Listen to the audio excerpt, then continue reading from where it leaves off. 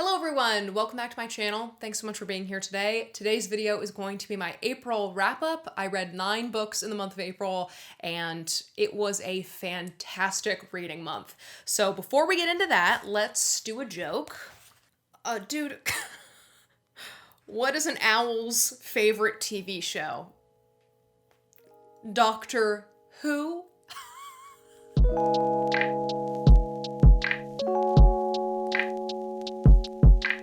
So yes, I am very excited for this wrap-up video because I think I gave 4 5 out of 5s this month, which is just a testament to how wonderful my reading was this month.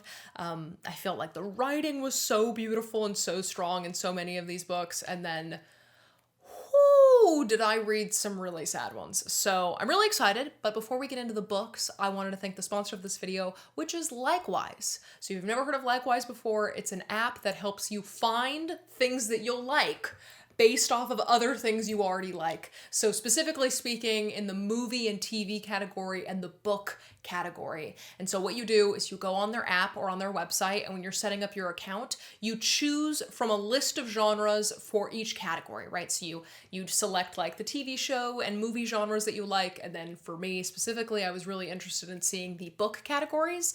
And so I chose things like romance, and I chose things like thrillers, horror, mystery, just general fiction. And so you kind of choose your categories, and then they bring you to another screen where you then choose books that you've liked from their list. So for me, I chose things like the Kiss Quotient that may or may not be featured later in this video, and then like Gone Girl and Sharp Objects, and you're just picking different books and different movies and shows that you like from all these different categories. And then the app will then curate lists of books you might like based off of the things that you've chosen from your account setup.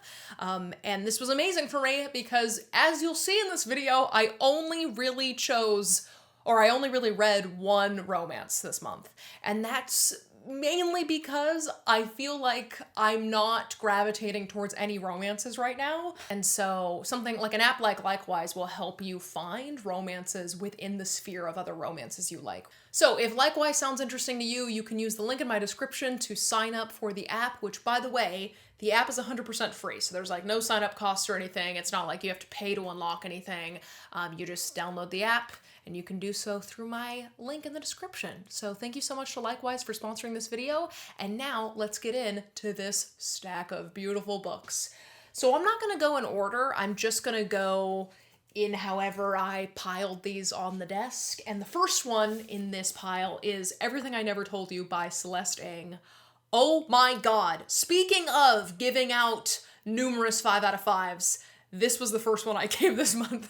I gave this an easy 5 out of 5. It was a book that right when I finished reading it, I was like, okay, what's like the appropriate amount of time to wait before I just reread it right away? So this is the same author that wrote Little Fires Everywhere. And if you read Little Fires Everywhere, I feel like Celeste Ng's writing is so phenomenal at character building within family dynamics. And you care for each family member, and you understand, or like at least you get to know each family member's point of view because of how excellently she describes each one of them and their mindsets. So Everything I Never Told You is about the Lee family in Ohio in the 1970s. And we have a father named James Lee, we have a mother named Marilyn Lee, and the two of them have 3 kids. And their favorite child, Lydia, dies. And that's not a spoiler, that is described right away. It's the first sentence of the synopsis. So Lydia dies, and so the rest of the book is about figuring out how she died. Did someone kill her?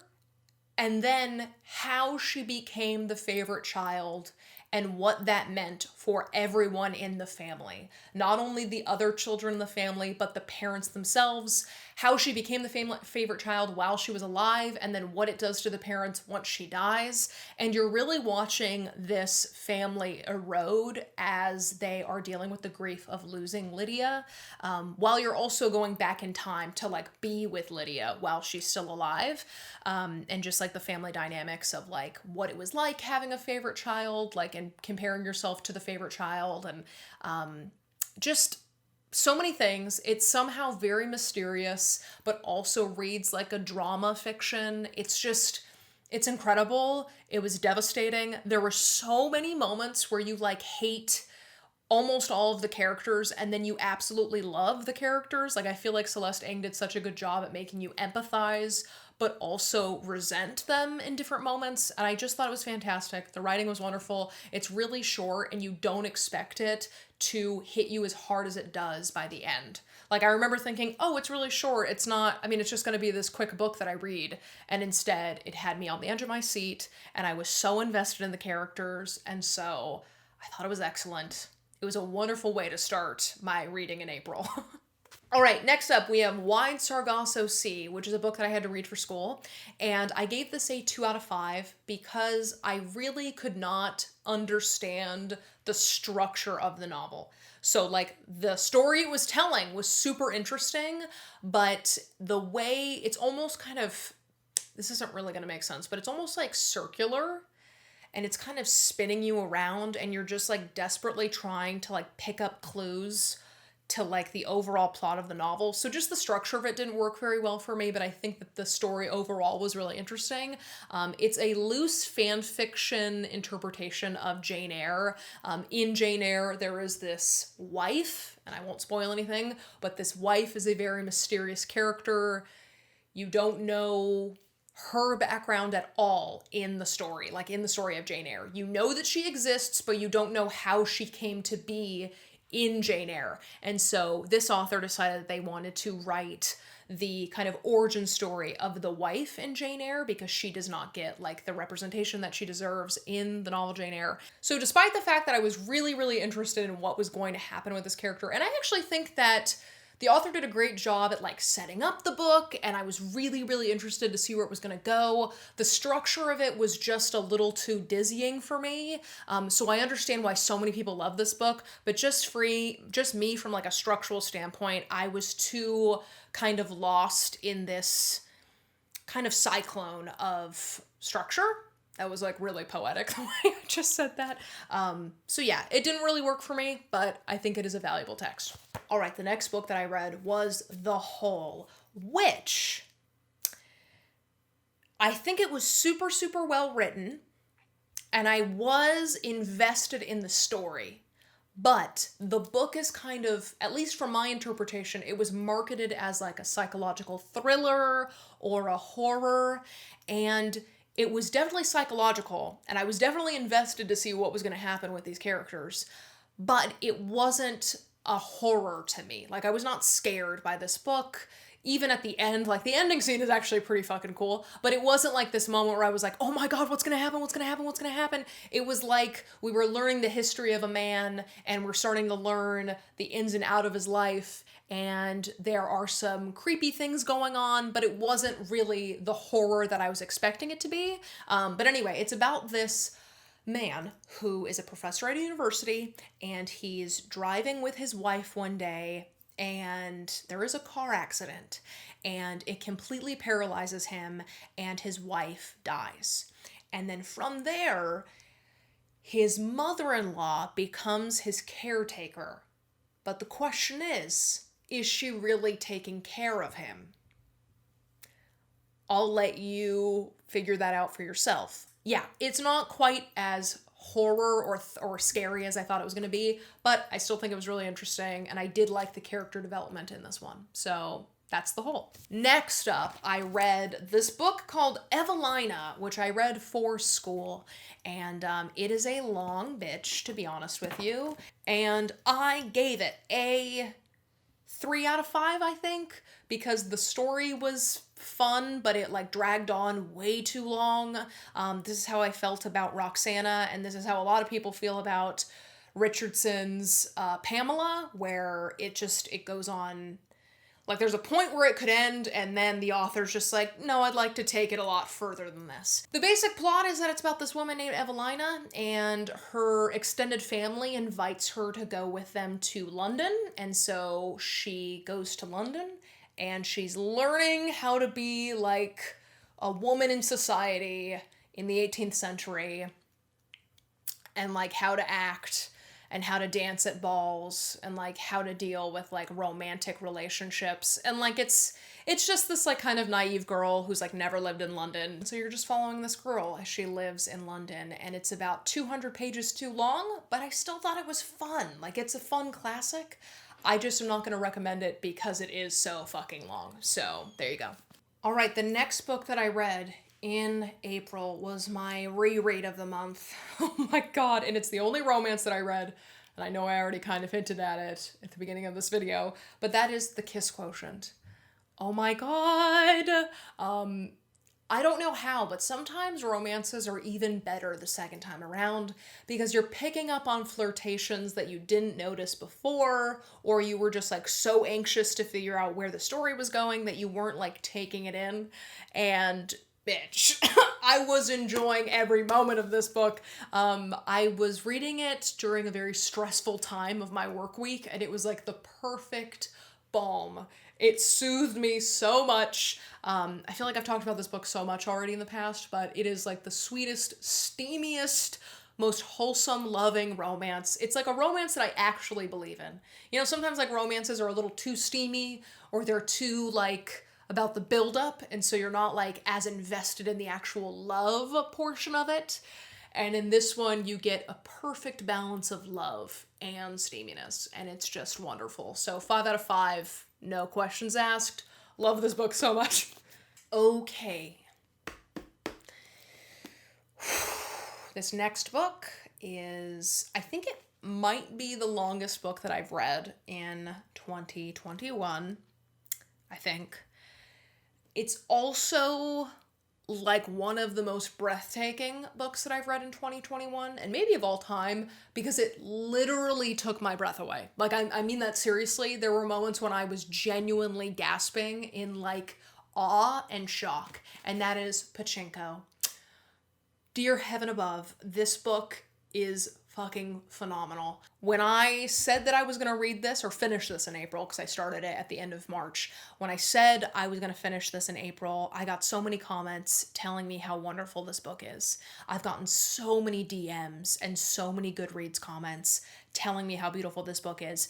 And when it's up on a pedestal like that, I was a little nervous. Like, if I ended up not liking it, how was I gonna say it? Because so many people were telling me how wonderful it was.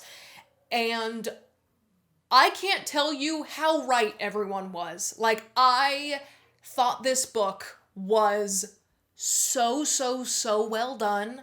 The writing is almost like too hard to describe how beautiful I thought it was because of how unique it is. It follows multiple generations of a single family, and not only just that family, but then it kind of webs out into other people in that family and then their eventual further families. And that sounds confusing, right? Like when I tell you that there's so many characters, you're almost a little intimidated. But it was so easy to follow because it almost felt like the author was like soothing you the entire time, even through like the hard moments of like really big emotional moments. It felt like the author was saying, here's a new character, but I'm going to make sure that you know this person and you care about this person and you're gonna want them to be okay in the end. Like, it was not this moment of like, there was not this book of instant gratification where you're like, oh, okay, this is the plot, here are the characters, now I can just read. It was definitely something that felt like it was building on the last chapter, which was building on the first chapter, which was building on part 1 and then part 2, and it was just this magnificent castle of a novel. I just feel like it was so powerful and so beautiful and so wonderful. So I have to say thank you so much to Alexandria for recommending this book. I am so glad I read this. And again, it was such an easy 5 out of 5 for me. It was truly spectacular. All right, the next book was another recommendation by Alexandria, and that is Days of Distraction. I gave this book a 4 out of 5. I think it was brilliantly written. Oh my god. So it follows this main character who is a Chinese woman living in the Bay Area as a tech reporter at a tech company, kind of. Or I guess it's like a reporting company, but they focus on tech events and tech updates. And she's very unfulfilled in her job. She feels like she's super undervalued at her job. And she gets this opportunity to move across the country with her boyfriend. And she takes that opportunity. But what was so fascinating about this book is that it's not like just like, here's chapter 1, here's chapter 2, here's chapter 3. It's almost told like a blog or a diary update. And so like when you're thinking of this woman's career as like a tech reporter, even though she doesn't like or she feels undervalued as a tech reporter, she continues to report on her life in a reporter-like way. And so in that way, I thought that the structure and like the writing style was so phenomenal. I loved that there were moments of like deep personal reflection that was then matched with like historical research and context. And you just learn about how this woman is dealing with this cross-country move. It's such a fast read. I feel like it's so valuable, and I really, really loved it. So yeah, there you go. All right, the last book, also my last 5 out of 5, is The Secret Lives of Church Ladies. Here's the deal. I don't often read short story collections. Not because I don't have any problem with them or anything. It's just that I don't gravitate towards short stories. When I pick up a book, I want to read like a full story from beginning to end. And so I don't often pick up short story collections, and that's going to change after I finished this book, because this book was so phenomenal. I felt like each short story could easily be its own novel and I would read it, or its own like film adaptation and I would easily watch it. I felt it's so strange. It's like such a quick book, but I felt so connected to each person in the short stories, right? So even though it's really quick, I felt like the author did a great job at like making us care about each character, giving us a quick story with them, and then leaving us to just sort it out. You know what I mean? And leaving us with the emotional impact of like, wait, no, I want to know what happens next. So this was phenomenal. I absolutely loved it. If you've read this book, what was your favorite story? I asked this on Goodreads, and mine is definitely Peach Cobbler, although there was another one. Oh my God. What was the other one that I loved? Peach Cobbler, and then, where is it? How to Make Love to a Physicist. Oh my God. So good. Such a quick read.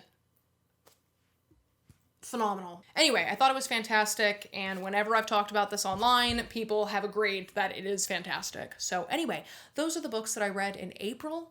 Let me know what you read in April. What was your favorite and least favorite book that you read in April? And also maybe what are you interested in reading in May? So there you go. I hope you enjoyed this video. I hope you had fun, and I hope to see you in the next one. Bye!